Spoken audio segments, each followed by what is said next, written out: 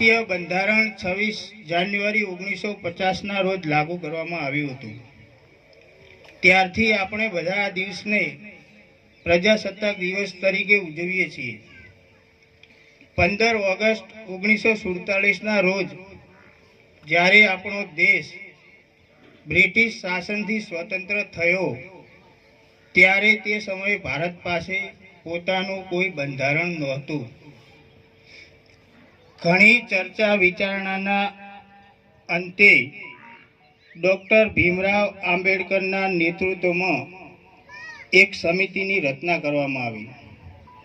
આ સમયગાળા દરમિયાન તૈયાર કરાયેલ બંધારણનો મુસદ્દો વિધાન પરિષદમાં રજૂ કરવામાં આવ્યો અને તેને 26 નવેમ્બર 1949ના રોજ અપનાવવામાં આવ્યો, પરંતુ તેનો સંપૂર્ણ અમલ 26 જાન્યુઆરી 1950ના રોજ કરવામાં આવ્યો। આ દિવસે આપણને લોકશાહી, સ્વતંત્રતા અને સમાનતાના આપણા મહત્વપૂર્ણ મૂલ્યોને યાદ અપાવે છે। આ દિવસને યાદ રાખવા માટે દર વર્ષે ભારતીયો તેને પ્રજાસત્તાક દિવસ તરીકે ઉજવે છે। આ દિવસ તે મહાપુરુષોની યાદમાં ઉજવવામાં આવે છે કે જેમણે દેશ માટે આઝાદી મેળવ્યા પછી પણ તેને મજબૂત અને સમૃદ્ધ ગણતંત્ર બનાવવા માટે કામ કર્યું હતું। ભારતીય બંધારણના અમલ પછી ભારત પ્રજાસત્તાક બન્યું। આપણું બંધારણ આપણને યાદ અપાવે છે કે આપણે બધા સમાન છીએ, એક દેશના નાગરિક છીએ।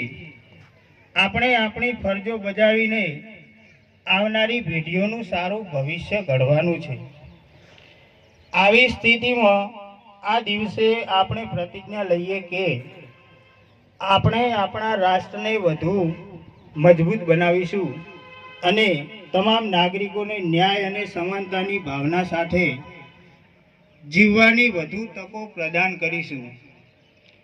આવો આપણે સૌ સાથે મળીને આ પ્રજાસત્તાક દિવસ સંકલ્પ લઈએ કે આપણે હર ઘર સ્વદેશી, ઘર ઘર સ્વદેશી જે આપણા માન્ય વડાપ્રધાનશ્રીએ નારો આપ્યો છે તેને અપનાવી આપણા દેશને નવી ઊંચાઈઓ પર લઈ જઈશું અને સાથે મળીને આપણે એક વિકસિત અને મજબૂત ભારતનું